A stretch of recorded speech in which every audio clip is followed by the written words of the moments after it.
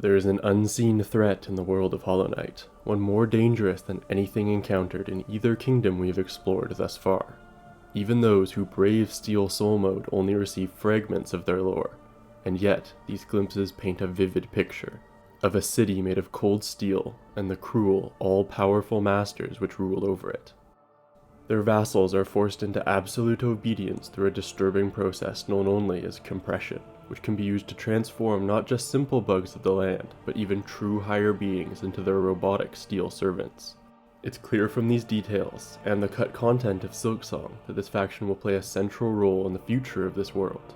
But just remember, the fate of those who defy the Masters is worse than death, and those with souls of steel don't receive second chances.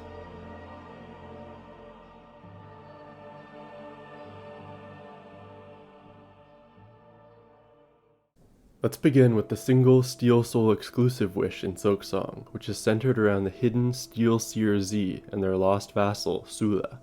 When we find Z in the Blasted Steppes, she seems to be in a dormant state, sand and silt building up upon her metallic body, and the usually purple gemstones embedded into the eyes and chest lacking color. The strange aura surrounding her head appears to be runic in nature. After striking Z, she will reactivate. Immediately upon speaking to Hornet, Z recognizes her nature as a part higher being.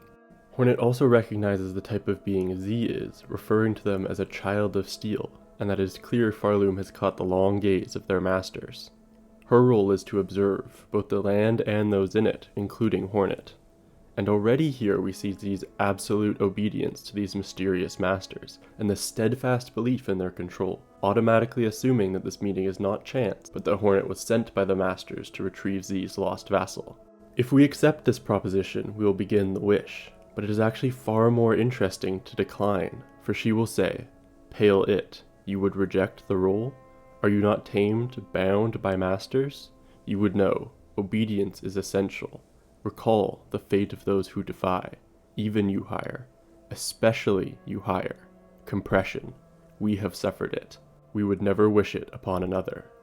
The way this is worded seems to imply that this compression may be a fate reserved specifically for higher beings opposed to the masters.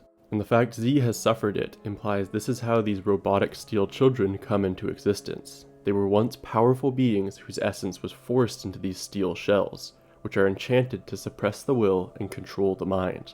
Steel Soul Jin, found within Hollow Nest, seems to have been recently compressed, and understands much less than the Seer. Does it want to know of Jin? Jin, little know, cannot tell of self. Too young, its thought, its mine. Born to provide, to trade. While we don't know much about compression, this process seems to closely mirror the soul constructs of the Citadel. In Act 3, we can use the Silksong ability in the White Ward to reach a secret room in which the Citadel's most horrifying secrets rest. A massive machine known as the Silk Siphon, used to extract the souls of enfeebled underworkers and choir bugs whose song has grown hoarse with age.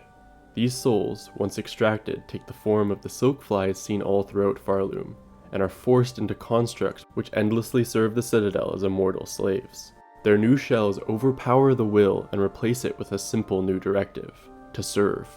We also see a similar process with the King's Mold of the Pale King, in which runes are added to these pale molds to give directives to the power within, but instead of soul, in this case void is used as a power source. Based on all of the soul totems within the White Palace and throughout Hollow Nest, it seems like these two processes are linked, and experimenting on one teaches the Pale King about the other.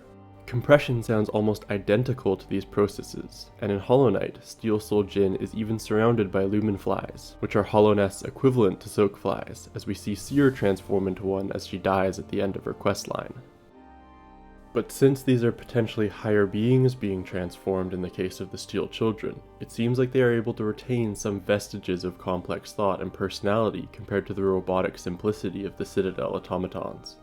I would imagine that the City of Steel contains some massive, far more advanced version of the Silk Siphon, able to overpower even the strongest souls. The aura emanating from Z is implied to be some form of farsight, similar to the surveillance tool used by the Weavers, which allows them to track their lost vassal through the kingdom. The Children of Steel are observers for the Citadel, and so such a powerful ability makes sense. Just by placing one steel child within a hidden corner of the kingdom, the Masters can observe everything which happens within this place. And again, this supports our higher being hypothesis, because these gods also have the ability to sense important events occurring throughout their respective kingdoms. While most of this lore is exclusive to Steel Soul mode, there's one detail found in the base game. In the cradle, we find a room full of rune cages and records of the various weavers which were hunted down by the Citadel after fleeing Farloom. It reads, "Weaver, in quarter part, last of her line, staked to service, tracked and taken beneath the city of steel." Based on the line "staked to service," this seemed to be referring to Widow, whose own silk is bound useless by the heavy pins lodged in her back. But another possibility is that they are instead staked to service by the Masters. The pins in her back are a steely grey as opposed to the typical gold of the Citadel after all. But I'm not really sure about this one, so let me know what you think in the comments. Let's now continue the wish. Z will mark various locations on our map, camps where Sula has rested. Hornet notes at each one that there is evidence of a Rite, and a desperate, dangerous one at that. When we finally find Sula in the graveyard at the Moss Grotto, the Rite is already in progress. Sula is manipulating the void itself to create a summoned savior to protect them from the Masters, a creature of void-ridden corpses.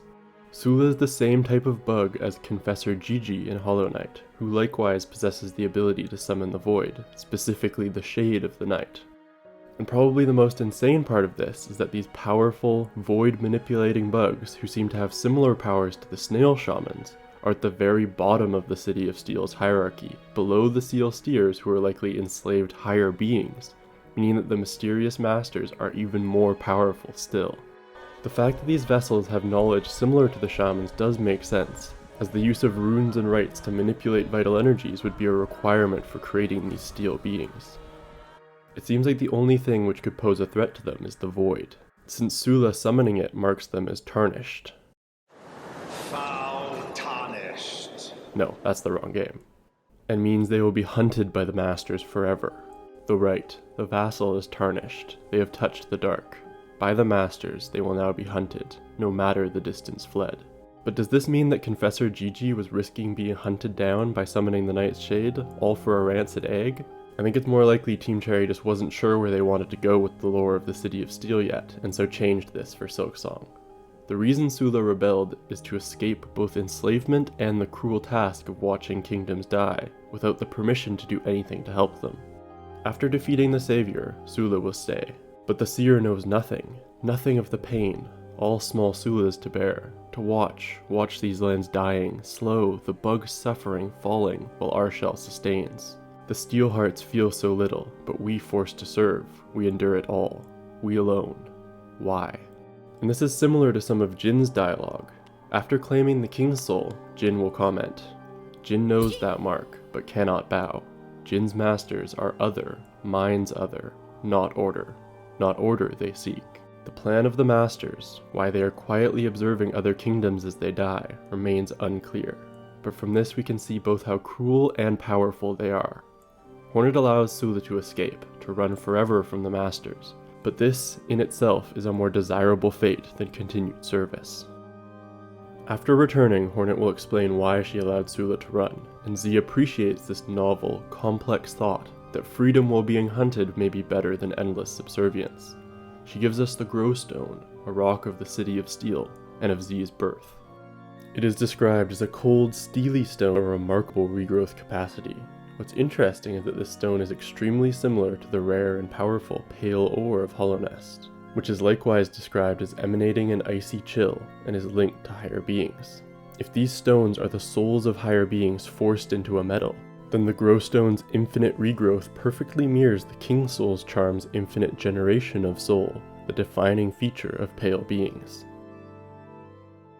Z must watch, record, and wait.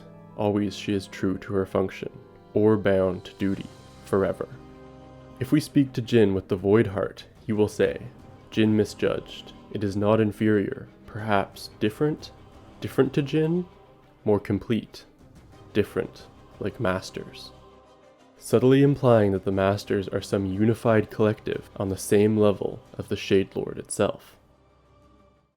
The final bit of lore I want to speak about is speculative, because we know for a fact there will be new content related to the City of Steel in a future DLC. Team Cherry stated in an interview that one backer boss in particular has become a major rival character to Hornet, a mysterious assassin bug which uses its proboscis as both a blade and a whip. We don't want to spoil the surprises around this deadly foe, but expect several encounters throughout Hornet's journey. This bug is Steel Assassin Sharp. They have since confirmed that all backer content will eventually make it into the game, and that Sharp is just waiting on the sidelines to be implemented at the right time. I think instead of a new area, it's more likely that this content will be implemented into the existing world, with Sharp hunting us down at various locations on the map, kind of like the Grim Troop DLC for Hollow Knight. Sharp is a hunter from a distant land. He's tasked with eliminating Hornet, and he's not come alone. Sharp brings companions on his deadly quest. Who are they, and why are they pursuing Hornet? We'll leave you to guess at their full nature. Just know, Hornet's going to be fighting for her life against this highly trained trio. We briefly see these companions in the Coral Forest showcased in the original Silksong trailer, but why exactly would the Steel Masters send an assassin after Hornet? Perhaps because she is responsible for the Void being summoned in Act 3 and has become a tarnished vessel, just like Sula? Or perhaps it's something that will occur in the next DLC, the Sea of Sorrows. I think the real horror isn't that Hornet may be hunted by the Masters, but that this DLC might be a Steel Soul exclusive, and that we'll only have one chance in all of these boss fights. Thanks for watching. If you enjoyed, be sure to leave a like and subscribe for more Silksong lore in the future, and a part 2 when the Steel DLC finally drops. And as always, thanks for watching.